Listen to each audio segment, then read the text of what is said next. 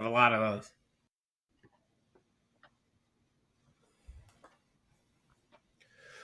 Welcome into the Hustle Show podcast for Wednesday, June 14th. Happy Flag Day. I am Drew Martin alongside Kelly Stewart, Adam Trigger, and Chris Thurston. We're talking some MLB, maybe a little college, NFL looks. We'll see if we can get to it. Maybe baseball on the other side of the world with KBO. Who knows what we got in store for you tonight? Going around the horn here. Kelly Stewart at Kelly in Vegas, Barstool Sportsbook, wagertalk.com. Kelly, welcome in. How you feeling?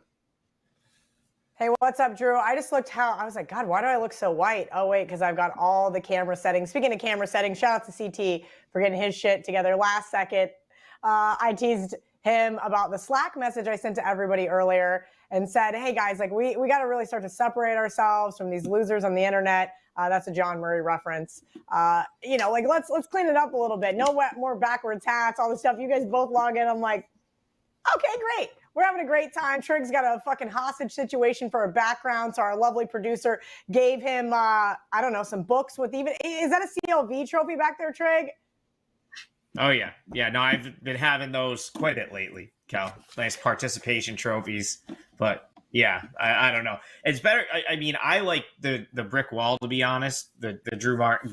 That's Drew's favorite background for me. The brick wall is perfect for college basketball when you bet the unders. I want to see all the bricks. Yeah. I do love it. My plant died, so my background's all screwed up too. But at least I have my, let's just save time and assume I'm right. It's ready. So just in case you guys need a reminder of what the show was all about, I am just here for purely comedic relief tonight, even though I'm not that funny. CT was like, no, I want to get the gang back together. I'm like, I'm still hungover from the Panthers game with Drew Martin bets. I don't want to work this week. Come on. How fun was that? Joe Ranieri, too. We had a little beach bar in the stadium. I'd never been to a place like that, really. It was a good time. And the Panthers came back and won. We were all betting them, guys. And then, of course, the series is over. And, hey, congrats to the Golden Knights winning it there. So congrats to CT Benz for that little futures nugget there. Yeah, he got to hit that one. Congrats to the Golden Knights. They're kind of like my hometown hockey team, if you will. I grew up a Blackhawks fan, but I love to root for the Knights. It was awesome to see so many of my friends there and get to celebrate in Vegas. It's going to be great for Vegas. The Golden Knights came to fruition during for lack of better words, a very dark time in Vegas. And I think they really got the city to rally around them, and it's been an awesome ride so far. Yeah, it really has. It's been fun to watch there. And guys, a reminder, we are brought to you by Viva Tequila Seltzer. Viva Tequila Seltzer, refreshing and drinkable hard seltzer, 88 calories, 0 carbs, 0 sugar, 4.5% ABV. Viva, the perfect drink for your post-game or pre-game celebrations, as it was created with the active lifestyle in mind. Guy that knows a little bit about Viva Tequila Seltzer, where you can go vivatequilaseltzer.com and use the promo code HUSTLE20 at checkout to take 20% off, is Chris Thurston at CTBet16, and he just cashed some tickets there on the Vegas Golden Knights. So congrats, buddy. Welcome in. Thanks, Drew. Great to have the gang back together here. I'm doing pretty well. I'm peacocking a little bit today after cashing those tickets on the Knights. I got a little greedy there in Game 4, Drew, and kind of like the Panthers, thought they might tie it up. Was completely wrong. Should have stuck with my gut, but that was all right. Cashed Game 1, posted Game 2, posted series, posted, and gave out to win the Hoist the Cup here on this show a few weeks back. So it was good end of NHL playoffs for CT, and glad to be here. We got the U.S. Open coming up this weekend. Got a couple bets for that. And I already started working and working on football and making some bets, Drew. Made a few bets this morning, yesterday. So getting ready, upwards and onwards, and football will be here before you know it. And good to be with you guys. Yeah, just over 2 months away, guys, until that, week 0 college football, week 1 NFL. It's not too far away. Adam Trigger at Top Flight SI, wagertalk.com. Trig, welcome in, man. How you feeling? I'm good, Drew. I mean, I'd be better if I could get a timely hit or two in baseball. I seem to end up on the wrong end of every one-run game. So that's frustrating, but it's a long season. Have made a little bit of a run the last couple weeks in MLB. Lost last night, but it's just I'm looking forward to football too. It's just a different type of grind than MLB, I suppose. I like I like the way the football week sort of like shapes out as opposed to basketball, like what's been going on for me for a while now, which is like college hoop and the MLB, which is like literally every single day. So yeah, football will be nice when it finally gets here. Yeah, you can't take as many like little breaks in basketball and baseball. Like football, you can kind of like take an afternoon off, I feel. Maybe not like week 1 or 2, but when it comes, yeah, for sure. And I bet you I've you're lost not going more. to take a Saturday off, but like you can pass on Maction.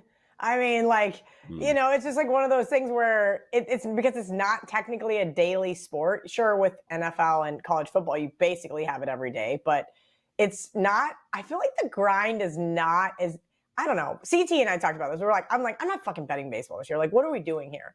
And guess who started betting baseball and is hating their life? Me.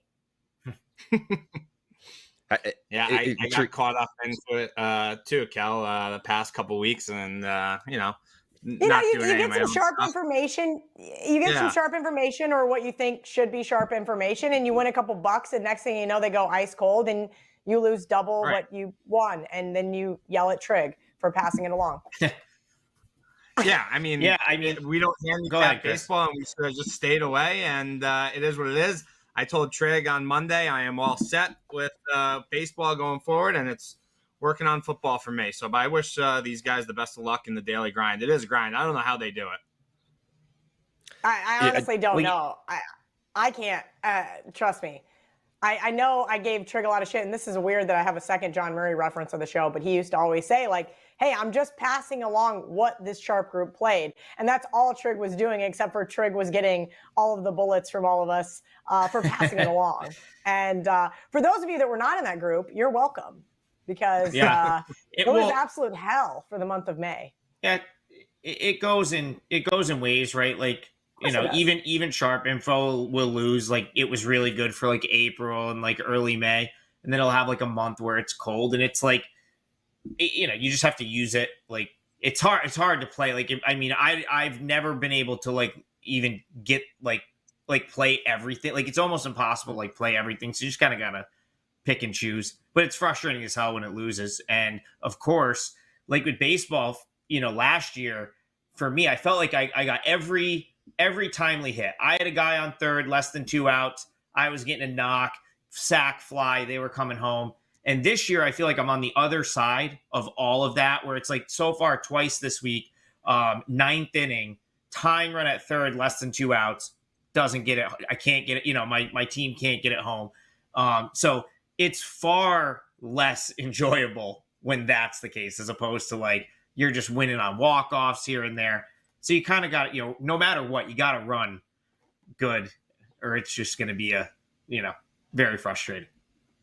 Yeah, that's how I'm feeling today, Trig. I mean, you bring up the 1-run losses, man. Man, these big plays. I can't count how many 1-run losses I had. I almost feel like I'm due, but I felt like that last week, and it didn't happen. So these 1-run losses got to turn around at some point in baseball. Hey, CT bets, man. I'm seeing some golf bets here, and CT links is something that you've been referred to in sharp groups before. So I'm not sure if we got anything here. U.S. Opens. Yeah, Drew, I just started handicapping golf a couple years ago, and I've been doing the bigger tournaments, and it's been pretty good so far. And this weekend, as we all know, it's the U.S. Open, and it's out in Los Angeles Country Club for the U.S. Open. And there's a couple tournament matchups that I like that caught my eye, Drew, and I'm going to break one down for Big Game Breakdown right now, and then I got one for my best bet. I thought this was interesting, Drew, all right? So the matchup I'm looking at right here is Brooks Koepka versus Rory McIlroy in the full tournament here. And if you look at Circa to win the U.S. Open, Koepka is plus 1275 currently right now. Rory's plus 1475. I found these odds really interesting to me, especially when I started to dive into the tournament, the tournament matchup odds, and found the one I like, which is this one. And as of yesterday, I couldn't find this particular matchup anywhere but on a legal book, but I was able to find it on an offshore book. This was yesterday. I think it's popped up now on legals right now. and that's Brooks Koepka, plus 130 here, tournament matchup, and it was a light bulb moment for me. Trig and I talk about these all the time. Brooks is a bigger favorite to win it all over Rory at Circa, but yet you could get him plus 130 over Rory in an offshore tourney matchup. I'm on Brooks here, and I'm going to explain why. So from 2017 to 2021, Drew, Brooks lost to only 4 golfers at the U.S. Open. It's been an unreal run that when you combine that with his recent PGA victory, which he played great at, he might not be the favorite this weekend, but you could bet your ass he's the man to beat. He's finally healthy. It was a couple years that he was plagued with injuries that was holding him back. He's made it very well known over the years that all he cares about is winning majors, and we've seen him do just that. We always get a much different Brooks Koepka in these majors here than when he's playing in a regular tournament now, and now he's playing on the Live Tour. He really doesn't give a shit, to be honest, except for the majors. Even though he hasn't played much golf lately, he's very unique. He doesn't need to be playing too much, and I know that sounds crazy, but he's one of the few that really could play less and play better. It's wild. This major runs directly through him. I think this is a great price, plus 130 in this matchup. Rory's game isn't quite in top form right now. He's kind of righted the ship at U.S. Opens after missing 3 straight cuts from, I think it was 2016 to 2018. He didn't even make the cut at the U.S. Open. I just don't see him finishing ahead of Major Brooks this weekend. Also, newsflash, Rory hasn't won a major in 9 years. Big game breakdown, Drew. Play on Brooks Koepka, plus 130, tournament matchup over Rory to get the cash. CT, before we move along, I got to ask you about a narrative there, because I don't hate that matchup. Now, we all know I don't handicap a ton of golf, but I get some really good golf information, and they traditionally stay away from the majors. Just full disclosure, that's what they do. But those two being matched up together is going to be interesting, don't you think? I mean, I don't think there's a handicap. There's no way to mathematically say that, but Rory got a lot of shit after, this merger got announced. I kind of feel bad for him almost, because I think we should reward loyalty, but now he's going to be out there with Brooks in that first round matchup. Do you think there's going to be some hostility, maybe some angst? Anything that goes into play, or are these guys just professionals? I mean, maybe. I mean, both of them are 2 great competitors, and both of them are going to want to beat the shit out of the other one. And both of them really, when you think about it, Kel, they're not trying to beat each other, right? They're both out there, and they're both trying to win. Yeah, I mean, they're not going on different sportsbooks looking at matchups. I mean, correct. They're not day one. It's not a right. They're not thinking in their head that one has to beat the other in order to win the tournament. The only thing that's going on in both Brooks's mind and Rory's mind is playing well, not worrying about what the other one does, and winning the whole thing. And I think that Brooks is able to kind of separate all the noise a lot better than Rory. I mean, look at Rory last Sunday. Trig got a ticket on him. He was in great shape. He couldn't finish off CT Pond, okay, in the Canadian, which was a tournament. He was the defending champ, okay? So I think Brooks is just dialed in. He's like a freaking machine in these majors, and literally all he focuses in on is these things. People were saying after he won the PGA, I remember people were like, oh, let's fade him, whatever the following Live tournament was. I don't even know, because I don't even follow Live. But I heard that he went out there and he still had a great tournament. So and he was partying all week long. He was at the Panthers games, cheering them home, celebrating his win. Brooks is a different species, man. The only thing he cares about is winning. And I think Kelly, you're giving me plus 130 over Rory when in the tournament matchup, and Circa has him more favored to win the whole tournament over Rory. That's just I don't know. I can't pass that up. I'm not saying that this is free money, or I don't like to use deadbolt by any means, but I think this is just a great bet, and these odds are too great to pass off. CT, we got some question here from Xavier saying thoughts on Koepka top 10 plus 125. Yeah, I mean, I don't know that plus 125. Yeah, That doesn't What's really get me, the juices flowing for me. But yeah, I mean, I just feel like there's better bets to make than risking 100 to win 125 back on Koepka. Find a matchup that you like a little bit better. I think that has a little more value in it, right? I feel like the top 20s are better the bet than the top 10s. Like there's not like, so you might get You're like not plus getting them back 125 on that. there. Yeah. No, but like if you're only gonna get plus 125 for top 10, but you might have to lay, like, I don't know what he is for top 20, but I feel like top 20 tends to be a bet that gets like played more, if you will. Like it's like top, I don't know, top 10, they like dangle that little like bit of a plus price, but it's like I mean, obviously it's harder to finish in the top 10, but like top 20 gives you a little bit more wiggle room, where it's like if you're there on the last day, you're probably going to be in the top 20, whereas like a couple bad holes and you could easily fall out of top 10. I don't know. That's just, I would look top 20. It's my opinion. CT Bets, I like the breakdown, man.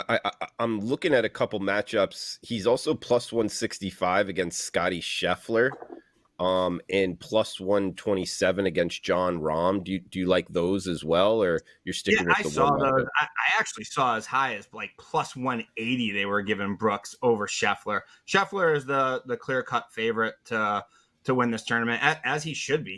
He's been playing lights out. He's been hitting the ball better than anybody on the tour right now. I do think that, I mean, plus 160, plus 170, that's a great number as well. I just thought this was a better matchup for Brooks over Rory. But yeah, Drew, if you told me I had to pick a winner between Koepka and Scheffler, and plus one, you're going to get back plus 160 on Brooks. Yeah, I like Brooks there. Like it, man. That's great breakdown. The numbers are great. We get another. There's a lot of people that like Drew. Sorry, I should have put this. Said that. There's a lot of people that don't like Koepka. They don't. And Rory is a very well liked golfer. He's been true, like Kelly said, to the PGA. A lot of people love that. Everybody's loved his story. A lot of people just can't stand Koepka. I probably like him because he's an arrogant asshole like myself. I was just getting ready to say, did you watch Full Swing? Because yeah. I kind of got mixed reviews to the point where I was like, I always did like him, and then I'm like, you're a dickhead. And then I Googled his birthday, and I'm just going to give you guys one guess on whose birthday he shares with. So that gives you some insight as to how I really feel about him. But it is really, really funny because I agree with you, CT. Whether you love or hate him, you have to respect him. But he toes that line. Big time. Yeah, he definitely does. I like him, and I like his winning mentality and how he really doesn't give a shit what anybody thinks, and he just goes out there and wins and pretty much says, fuck you, I could do this in my sleep. I like that about him, Drew. I think part of the reason why you're getting such good prices on Brooks is a lot of people like to fade him, and they bet against him. And Rory is a very popular ticket this weekend. I'm not sure why he's not playing Rory McIlroy golf that we're used to seeing. And like I said, hasn't won a major in freaking 9 years. All of a sudden, everybody, all I see on Twitter is, this is Rory's year. This is Rory's Open. Okay, he hasn't really shown me anything to do just that, Drew. Plus 130, that's a great price on Koepka over Rory tournament matchup, Drew. So I'm standing by it. I've already played it as well. Like the breakdown. I'm going to jump on with you, man. Little Brooks Koepka there. Kelly, did you see the, I think it was Barstool. I saw a little clip of they clipped Brooks at the Panthers game. It wasn't the one we were at. And he was partying a little bit, and they were breaking it down. He would have made the screen. I think Charles was at the one we were at. Kodak Black was there, a couple other people. But it was funny because, Brooks looked like he was on a lot of Adderall. I'll just leave it at that. It was his pupils were this big. You knew it had already been 3 days of partying. And that was just he knew he had to go because it was, one of those games where you just had to be there. But also, how do you get through it? How do you get through a 3-day bender? That's how you do it. Yeah, I forget which Barstool personality it was, but they were like, that is an insane amount of claps. It was pretty ridiculous. But hey Trig, what do you got for big game breakdown, man? I know we got best bets coming up. So for big game breakdown, I'll talk about what I guess would be considered the biggest game in Major League Baseball tonight. At least one of the, definitely the most notable. It's Yankees Mets, and I have an opinion here. This didn't make my client card. I will give out a client play and best bets, but this one was just like, we'll call it a just missed. And I was looking at the Mets here. I really wanted to make a case to play the Mets. I will probably look to play them going forward. But some of the reasons I like them in this matchup. So Garrett Cole. So first of all, you got Cole versus Verlander, right? So Garrett Cole versus Verlander, typically big matchup. You would think that that's like a marquee pitching duel, but it really hasn't been the case of late. Both of these guys have kind of struggled. Cole, in his last 7 starts, has given up 9 home runs. I thought that was quite interesting. Because he really hasn't pitched that bad, but the interesting thing with him, in addition to all of the home runs he's given up, is he really struggles the third time through the order. He'll go 4 or 5 really good innings and just get blown up in the 6th inning, and that's not great here for the Yankees, in my opinion, because last night's game finished 7-6. The Yankees used pretty much every top bullpen arm they had to close that game out, and so if you're not getting a ton of depth out of Cole, or he's starting to get in trouble in the 6th, and you've got to get, bullpen innings 6, 7, 8, and 9, in this game, I could see that being a tough spot for the Yankees. Another thing about Cole, the strikeouts are down, the walks are up. Another thing that I like to fade. On the other side, I mean, you kind of have like a similar profile with Verlander. He has not been great by any means, right? Like, season-long numbers. I mean, obviously his season started later than most, but so far in the year, 4.85 ERA, 1.33 WHIP. Those are very pedestrian numbers, I would say. And his strikeout rate is as low as it's been since 2014. So, you got 2 sort of marquee big-name pitchers here that really haven't lived up to that. And, I'm going to need, like, if you like the Mets, like I do here, you're going to need Cole to not just like come out and have one of his, like, Garrett Cole is, back type days where he goes 7, 8 innings, doesn't give anything up. But the Mets, man, they've lost like 9 of 10. They really need this win, in my opinion, especially after losing in the fashion they did last night. They had a lead. Yankees come back, come from behind, win, and then close out a tough game on the road, 7-6. So here, I think if the Mets are ever going to turn their season around, I think it's like, this is such a big game. You've got Verlander on the mound. If you can beat Garrett Cole and get one back from the Yankees, I just think it's like a huge spot for them. And even though the Mets used 6 relievers last night, guys, their better ones are still more available here, in my opinion, than the Yankees. So I think it's Mets minus 110. I think that's worth a look. It didn't quite make my card. So at this point, as you guys know, it's probably a winner because I left it off the client card. But yeah, I think the Mets, turn it around at some point, and it very well could start here with a win over the Yankees. You left it off the client card, Trig. I bet him last night, my big play. So therefore, yeah, tonight, you know how it goes. Oh, yeah. You have to. Oh, yeah. I mean, if you don't play them, Drew, they're going to just obliterate. Yeah. Oh, that's a tough. I didn't realize you had Mets last night, Drew. That's tough.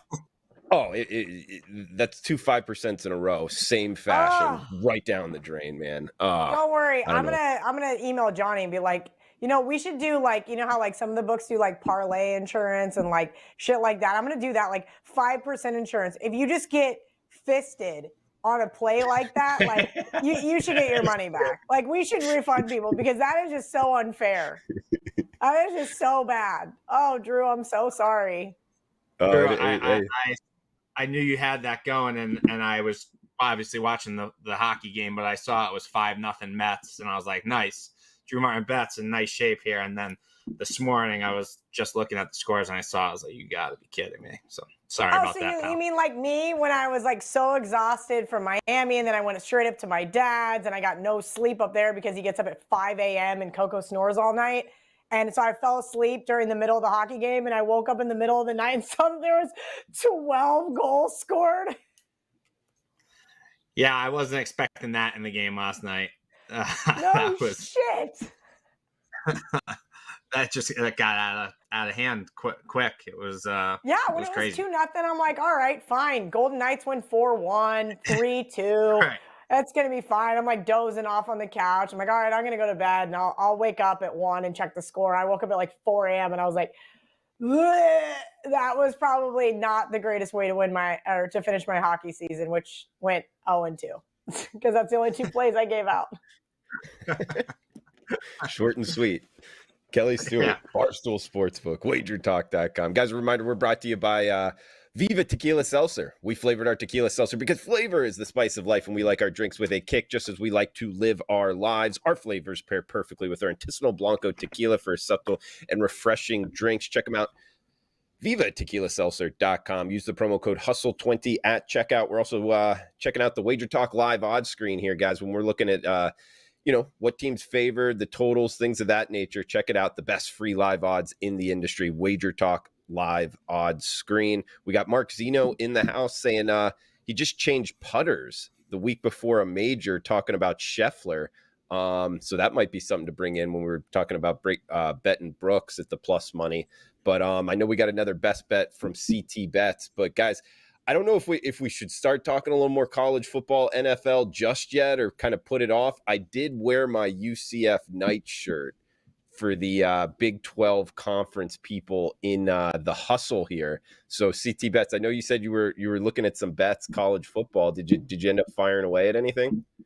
Yeah, so Drew, remember last year I gave out on this show Tennessee over 7.5 wins, minus 160. I posted all my tickets. I bet it huge. We saw the season that Tennessee had. Easy cash. I'm not trying to sound like an asshole here. I have my bet. I just started betting it yesterday and this morning, and Trig's been helping me get down.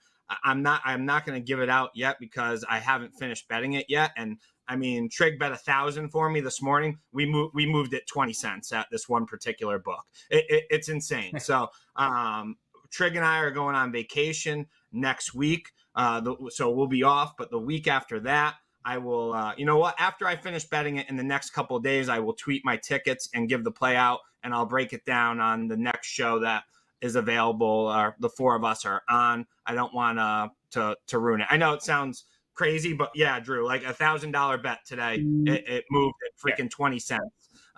So I did start firing. I'm not ready to release anything yet, Drew. Okay, and I'll also add on, you bring up the Tennessee, the year before you bet Baylor over, and they went all the way to the Big 12 championship game. So that's 2-0 with big smashes. The run differential, really big on those. So, man, can't wait for that. I'll jump on it. Hey, I guess just a question to you two. UCF going into the Big 12 here amongst other new teams. How do you think the new squads will do? Are you looking to bet on them? Are you looking to fade them in the step up in class? What are Kelly Stewart, Chris Thurston? What are you guys thinking? I'll start. So I have not. Sure. I just got my Phil Steele, literally last night. And that was the digital copy. So I have not even opened it yet. That's full disclosure. I'm going to start college football this week. And I've got a couple other mags that we got the question earlier, we love Kenny's mag. It's not out yet. Chris will touch on when that's supposed to be, because I know he talks to Kenny all the time. Mark Lawrence also puts out a quality product. Lindy's is good. There's a lot that I like to read. I never think there's too much information. I just think it's sifting through the information that you may either agree or not agree with. But as far as the Big 12 goes, I think it's going to be really interesting, Drew, especially this year with keeping Oklahoma and Texas in the mix. Right now, Texas is the odds-on favorite to win the Big 12. Okay, well, guess what? They are always in the top 3 every single year. And what does that get us? A whole lot of nothing. They are overhyped consistently. We're going to find out what Quinn Ewers has got. I don't know. I don't know if I believe in this team. But back to the UCF, Cincinnati kind of teams that are joining the Big 12. We're going to see. I mean, they did great in the American Athletic Conference, right? So do they deserve a step up in class to a Power 5 conference? Absolutely. I hope that they are competitive. I'm excited to go to the Bounce House to see a game, but I do think that there is going to be a sharp learning curve. Once Texas and Oklahoma leave, we know they're two hostile places to play. In addition to good old Ames, Iowa. Even no matter how bad Iowa State sucks, it's still a tough place to play in late October, November. So I'm excited to see how they're going to go. But I'll be honest with you, I have not even read anything about UCF yet, so I can't really speak on them. But I am excited for them joining the Big 12 and to see really kind of how this year is going to pan out with so many teams. And, they're still talking about, does BYU join? I know Utah's out. Then they're talking about the Arizona schools potentially joining the Big 12. So the next 5-6 years in the Big 12 is going to be some interesting times for sure. Yeah, exciting times in the Big 12. I just think it's fascinating to see how these new teams are going to do. CT Bets, what are you thinking about the new squads joining the Big 12? And also, I'm seeing Baylor at UCF September 30th. Does that sound like a little hustle kind of tailgate game there at the Bounce House? So it's funny, Drew. I have that game kind of circled right now. I would like to go down and stay at my mom's and go to that game. Haven't made any plans yet, but that was something. Guess who's going to be at a wedding? Guess who's going to be at a football season wedding? Ooh. You know what I'm going to do? I'm going to book my flight back from Chicago to Orlando because I'm going to that game with you and Drew Martin Betts. Fuck this. I love it. I'm Let's pretty do it. sure I'm going to be going to that with you, Drew.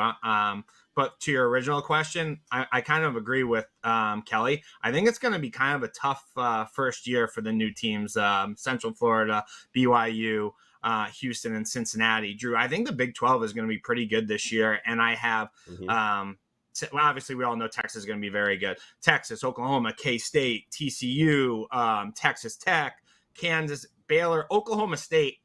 Those are all those teams are going to be in front of UCF, Houston, BYU, and Cincinnati to me. And then the news along with Iowa State and West Virginia are going to be at the bottom. But I do think Kelly's right. I think after Texas and Oklahoma leave, these are good schools and good football teams, and they're going to be great for the Big 12. I think it's going to be awesome for the Big 12. I think they've done a really nice job on not having the Big 12 kind of be in the disaster mode, panic mode, I should say. Panic mode is the better term, kind of like the Pac-12 is right now. I think the Big 12 did a really, really good job because there was a few months there where I'm sure, Kelly, you were getting the same emails, but we were getting some emails at Baylor, and everybody was kind of panicking like, shit, is the Big 12 in trouble here? What's going to happen? And Brad Yarmark, he did a great job, the Big 12 commissioner. I thought he did great. He went out, he didn't hesitate at all, and went and got these great teams. And there's talks of like Kel said, the Arizona schools, Colorado, Oregon. I've even heard the Ducks name thrown into it. So it's going to be interesting to see what happens. And the Big 12 could kind of sit back and relax a little bit right now. Big 12 is the one in trouble. You want to come to the Big 12, then come talk to us. So we're in good shape right now as Big 12 fans, Drew. Yeah, I agree with you. Big 12's done a great job here with everything happening. Trig, any quick thoughts on college football, Big 12, whatever? I mean, the conferences are getting out of control at this point. If Oregon's we're going to rename the conferences and just call it Conference A, Conference B, because you can't just throw Oregon in the Big 12 or UCLA in the Big 10. That just, I don't know. That just annoys me. It annoys me a little bit that teams are even moving to conferences in general. I don't like change like that, Drew. I don't know. Wait, Craig. Okay, I can see if I don't know, Oregon joined the SEC because they're not in the Southeast. But the Big 12 doesn't have to be the Midwest. It's not it's you know what I mean? Does that make sense? I would love to see UConn join the Big 12 for a basketball perspective, personally. Obviously, their football team is, they're trying. We'll leave it at that. But from basketball, it would be fucking awesome to go up there and watch K-State play. I don't know. Oh, yeah. I mean, that's all. It is weird to think that you could go from UConn to Provo, but... Yeah, I mean, it'll be great for basketball regardless, getting to go see Baylor play at Cincinnati or something. That's, there's quality basketball programs that just came in there. It's just more the wholesale change. Like I still like what we grew up with. I don't know. That's just me. Like those rivalries and then they get changed. That's like a personal, there's no like, that's just a personal opinion right there. I miss some of like the old like conferences in Like both Big East and football and basketball. Yeah. yeah, I get Yeah, that. That it's makes just sense. me. Yeah, I mean, like, yeah, I would agree with that. That those old ones. I mean, that's honestly, I know Pitt's not probably going to leave the ACC, but if they did, I think it'd be really good for West Virginia. I mean, everybody misses that rivalry. I know a lot of Big 12 people miss the KU Mizzou rivalry from the Big 8 days, if you will, things like that. So, yeah, I would agree that that part of it kind of sucks, but I also think it's really exciting because now, from a travel perspective, you get to go to new places, you can renew rivalries. Like through non-conference schedules, I guess. Not that they do, and I wish they did it more, but it would be awesome to see it from like that perspective. Like, all right, I want to see KU and Mizzou play each other in early November because those two basketball teams hated each other for 50 years. Yeah, Cal, point. I'm with you, Cal. I agree. I agree with both of you. I agree with Trig. I think it's getting out of control, right? It's crazy all the talk. This team going this team is going this conference, such and such, right? But I also think it's really cool. Like you're going to be able to travel and see teams that haven't played each other in forever, have never even played each other before. I think it's going to be really cool, especially although I don't like how Texas and OU snubbed the Big 12, I still think it's going to be pretty cool to see them play all the SEC teams. I mean, they're releasing the schedule tonight for the SEC for next year, and they said that. Don't you think I think that's going to be the bigger question, Chris, is like, part of me just wants to see them get fucking obliterated. Like, I just want to see Texas get their asses beat. But then at the same time, I'm like, what if they don't? What if they do go in there and, I don't know, maybe Oklahoma, wins. Are they going to keep the East and West or no? Are they doing that? When those guys join, they're going to get rid of that, right? They need to blow that up. They're going to have to at some point. I don't know if they've talked about it. I was going to say it'd be cool to see Oklahoma win the West, but like if there is no West, like I think it'd be fun to see a team from your former conference actually go in there and be able to punch one of these teams that everybody thinks is so great in the mouth. I think Texas and OU are going to be in for kind of a rude awakening. I mean, maybe especially OU. Because Texas really hasn't been back, since how long? Since Colt McCoy got knocked out in the national championship to Alabama, I guess. And how long ago was that? But I think that, how many years did OU just win the Big 12 and just punch their ticket to the playoff? Like, Kel, those days are over. Like, and embarrass us? Oh yeah, that was so fun. And then they got to do it again one last time for baseball season while my team got snubbed after we swept them. So yeah, listen, you're right. I would. Part of me is like, I'm not a conference person. Like I know Drew Martin Betts is a conference person, right? Like I think that's an SEC thing. They like circle jerk each other off, and I don't understand it because like I hate all the teams. No, that's in the like Big 10 12, years like ago. All of them. Oh, okay. Like, but part of me kind of does want to see if these two teams with a lot of money can hang in the SEC. Can you buy an SEC championship? Maybe. Also, I mean, guys, remember Texas A&M came in that first year. They did real well. Now, granted, they had Johnny Manziel, taking snaps, but that first year, I think they went 10-2 right out the gate. So it could happen. It'll be interesting to watch. As long as we have games to bet, I really could give a shit, to be totally honest with you. I could care less who's playing who. As long as there's games to bet on, they can all be in one conference for all I care. That's actually what I decided. That's not going to go away, luckily. So that's good. We'll have games to bet. Speaking of that, we got best bets. Trig, if you don't mind starting us off, man, final thoughts, best bets is what do you got going? Yeah, so I'll just get right into my best bet. It is a client play. I guarantee you everyone watching is going to hate it. I guarantee you everyone on this panel will probably hate it. But it is what it is. I think it's a good bet, and I do think it's a winner. It is the Kansas City Royals, plus 102. They've lost 8 straight games, but this is a matchup that really, really is a great matchup for them. And I'll start with the Reds. So the Reds are a team. I get it. They're fun. everyone loves Ellie De La Cruz. Like that, they have a bunch of young guys. They're so fun to watch, and I'm all about that. But they're very, very young, and they now have 22 come from behind wins on the season, so they're a little bit fortunate. They're also kind of rolling right now. Like last night's winning pitcher, Brandon Williamson, he kind of just said, like, we're just on cruise control. We're just cruising.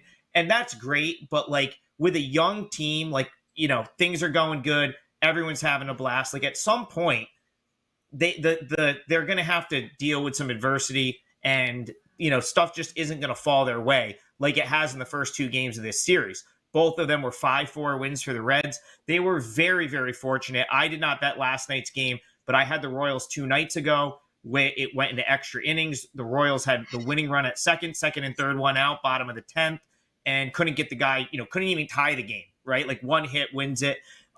So, it's not like the Reds have dominated this series by any means. And now they come into this game, their bullpen is cooked. They've really used their bullpen arms the last 2 days. And this matchup, I don't think is a great matchup for the Reds. So their starting pitcher here, Ben Lively. I'm a Ben Lively fan, of course. He spent 3 years in KBO on the Samsung Lions. And he's someone that in KBO, he can get away with his stuff. In Major League Baseball, he has to be so pinpoint accurate with his stuff. He doesn't have a very high velocity, and his stuff is kind of average, where if he's not hitting spots, he's going to get absolutely pounded. You've seen it now the last couple times out. He had like 3 good starts, was missing spots last time out against the Cardinals, got hammered. And so that's like a guy that, in my opinion, just can't be favored on the road. So I'm willing to fade Lively. Daniel Lynch is pitching for the Royals. He's been a little bit better of late. And you've got the Royals, who at least have their good bullpen arms. And their lineup, even though they find ways to lose games, like there's still some good young pure hitters in there. Salvador Perez is still in there. He's having a fantastic season. Arguably the best hitting catcher in the league right now. He's been red hot. So if Lively's not hitting every one of his spots, I think he could get blown up here. And then all of the rest of the sort of things fall into the Royals' favor. They need a win. It's a home game. They've got the better bullpen arms. I would say they probably have the better starter. And then to top it all off, the Reds have played 16 games in 16 days without a day off. They finally get a day off tomorrow. They've already won the first 2 games of this series. So I don't know. I could see them kind of going in, taking this one for granted a little bit.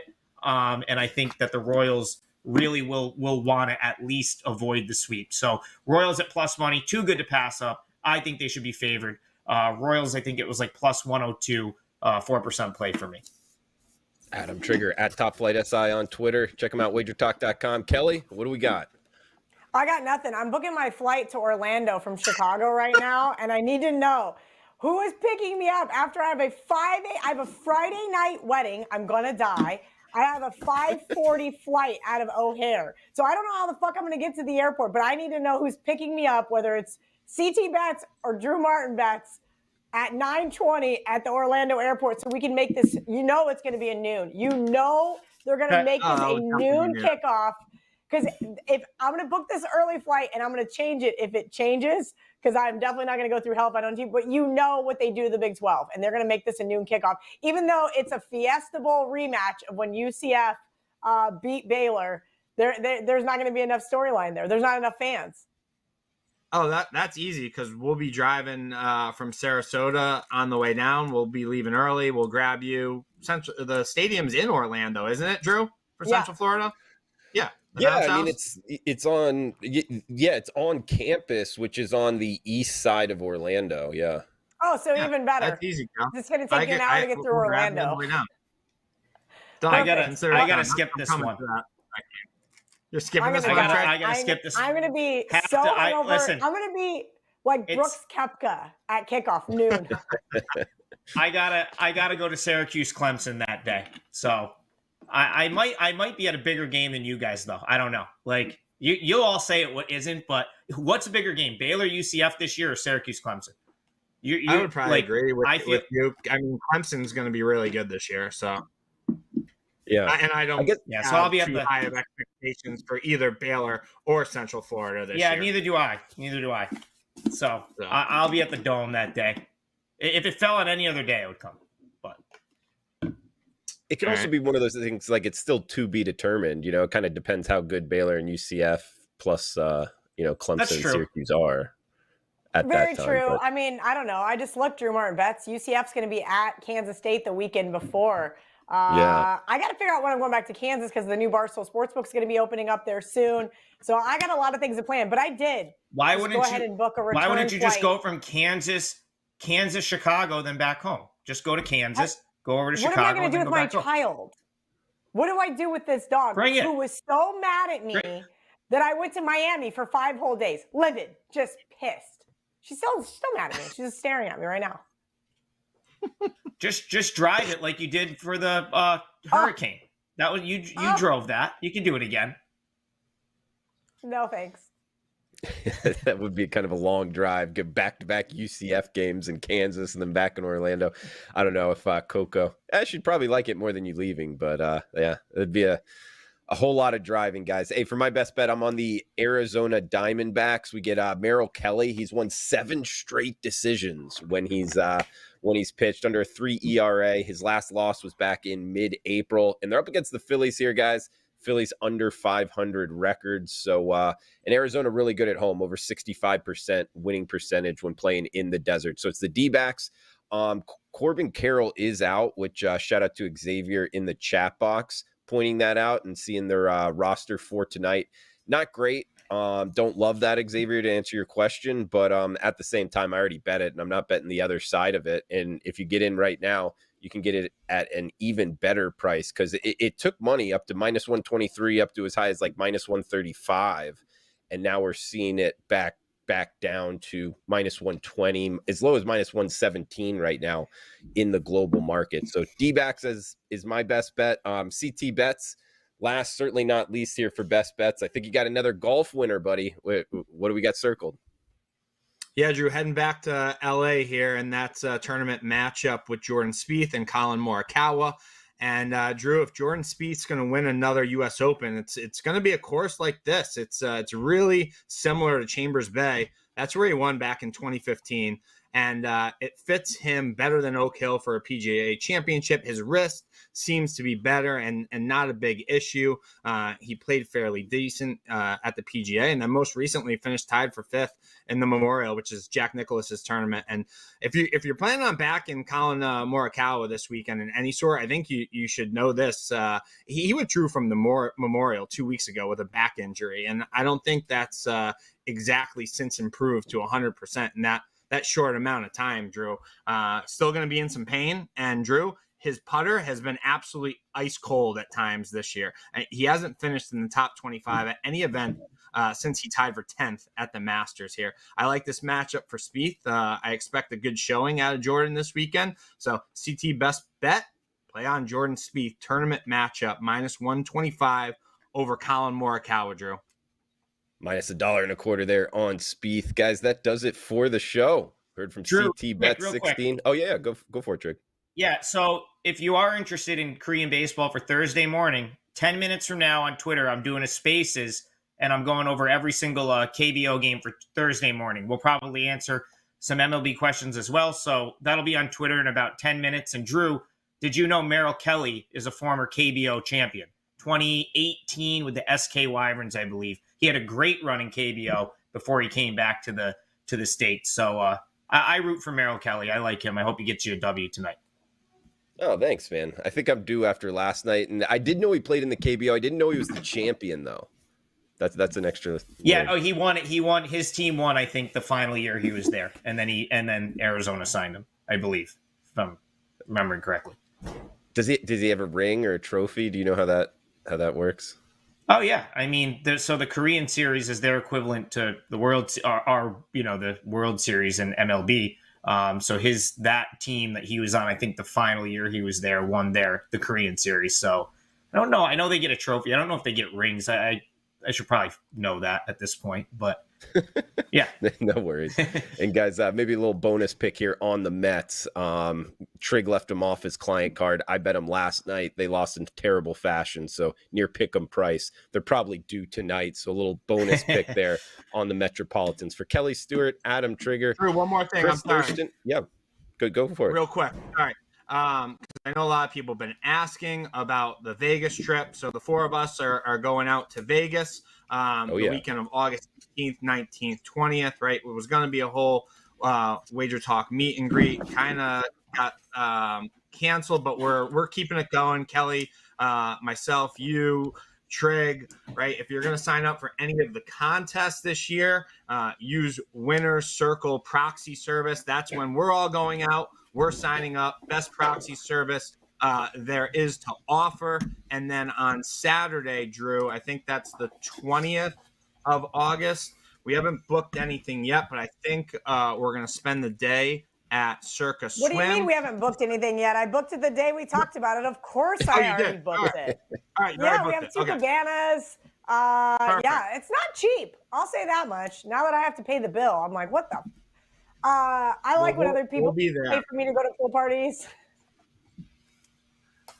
Well, I know we talked about it, but I didn't know we finalized it. But I just want because a lot of people reserved were it just in case on Twitter today on the Hustle Twitter. What is that? The 19th? It's the 19th of August, Saturday. Something like that. We'll be there. We'll be there. 19th. I'll probably crawl out of bed around 10 a.m. Throw myself together. I'll be there from like noon to 3 because it's going to be hotter than the surface of the sun, and we're gonna have a great time. No, that's a joke.